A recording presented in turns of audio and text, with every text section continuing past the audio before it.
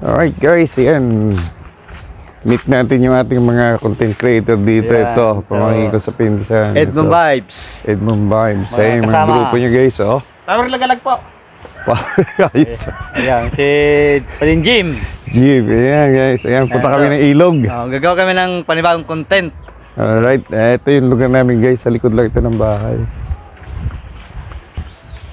Ayan, uli ako nakakadaan dito ng mga bata kami. Ito di laruan namin ito. Dami ng bahay. So ayun guys, eto na. Dito na yung ilog. So, kita nyo guys, oh.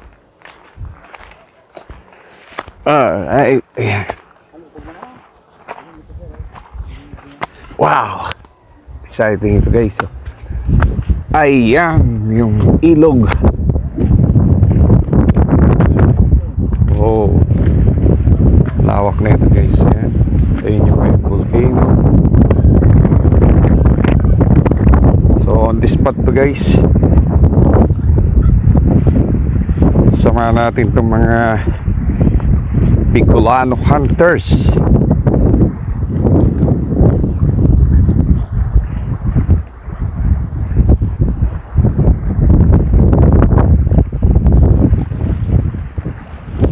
Ayan. Ito guys yung ilog.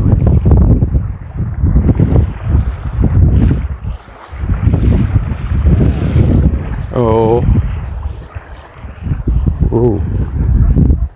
Ito yung diki guys na nagpo-protect dito sa lugar namin.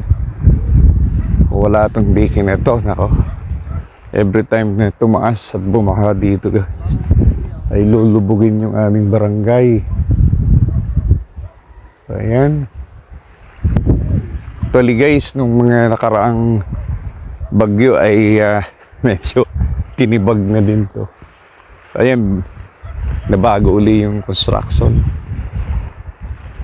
Okay. Ayan. Lulusob na siya.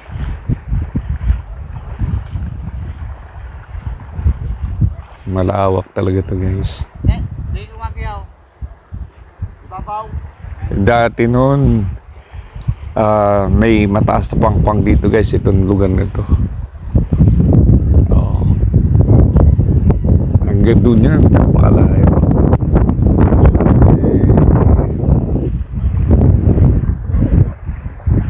Ayan, pakita ko lang sa inyo guys. Ayan. Meron pang ongoing construction dito ng diki. So ito yung mga natibag dati, pero ngayon ayun, nire-restore at muling tinayo ulit. Napakalaking tulong na ito guys, itong diki na ito. Dahil kung wala itong diki na ito, ayun, nakita nyo guys, ay talagang malulubog kami. Alright guys, thank you for watching. Bye.